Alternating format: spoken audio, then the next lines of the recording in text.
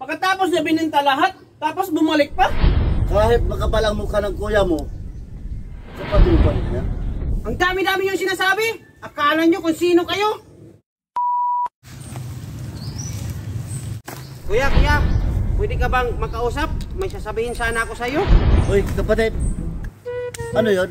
Gusto ko na sana kuya ibinta yung share ko sa lupain natin. Bakit? Sigurado ka na ba sa desisyon mo? Gusto ko na kasi mag-asawa. Susundan ko yung girlfriend ko doon sa Maynila.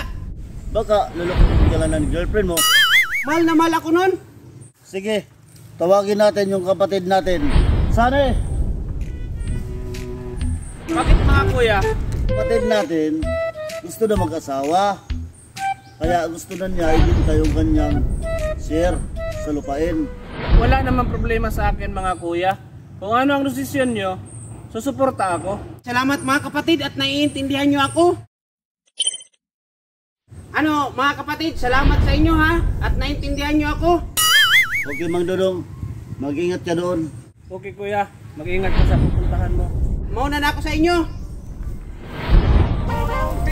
Mang Dodong TV, Mang Dodong TV.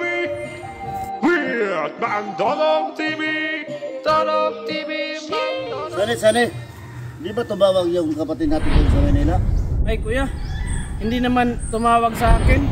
Kumusta na kaya siya? Tinawagan ko yung number niya, di naman makontak. Kuya, bakit mo ako pinapatawag? Si Mang Dodong tumawag sa akin. Gusto na daw niya ibenta yung share niya sa bahay. Bakit pa niya kukunin? Ipaman niya sa atin na magulang natin. Gusto na daw niya mapakasal.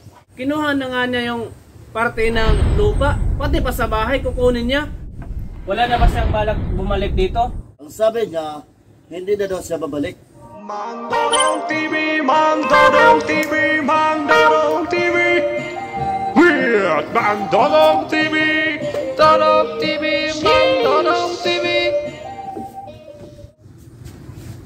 O bakit? Parang nakakita kayo ng multo ha. Bakit bumalik ka pa? Wala na ba akong karapatan dito? Pamana sa atin to ng magulang natin ha. Di ba binibinta mo na yung share mo? Huwag mo ganyanin ng kuya mo. Kapatid mo pa rin yan. Kapal kasi ng pagmumukha niya eh. Pagkatapos niya bininta lahat, tapos bumalik pa? Kahit makapal ang mukha ng kuya mo, kapatid mo pa rin yan. Ang dami-dami yung sinasabi. Akala nyo kung sino kayo.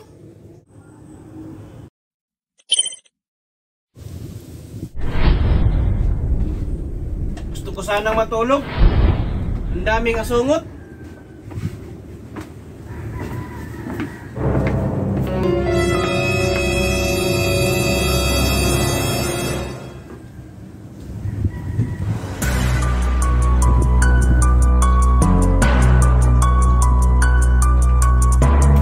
Bakit mo pinakakialaman ang wallet ko?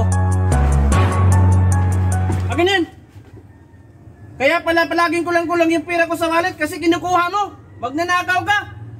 Umayos ka. Magnanakaw ka. Ano ba nangyayari sa inyo? Kaya pala palaging kulang yung pera ko sa wallet kasi ninanakaw niya. Totoo ba yun, Mang Dodong? Kinukuha mo ang pera ng kapatid mo? Oo kuya. Patawarin nyo kuya kaya ako nagnakaw. Kasi may sakit ako kuya. May cancer ako. May taning na ang buhay ko. Kaya ako nagnakaw kasi gusto kong bumili ng gamot. Tawarin niyo ako mga kapatid. Ang dami-dami ko nang pinupuntahan. Walang tumulong sa akin. Ba't di mo sinabi ka agad? Sige, tutulungan ka namin.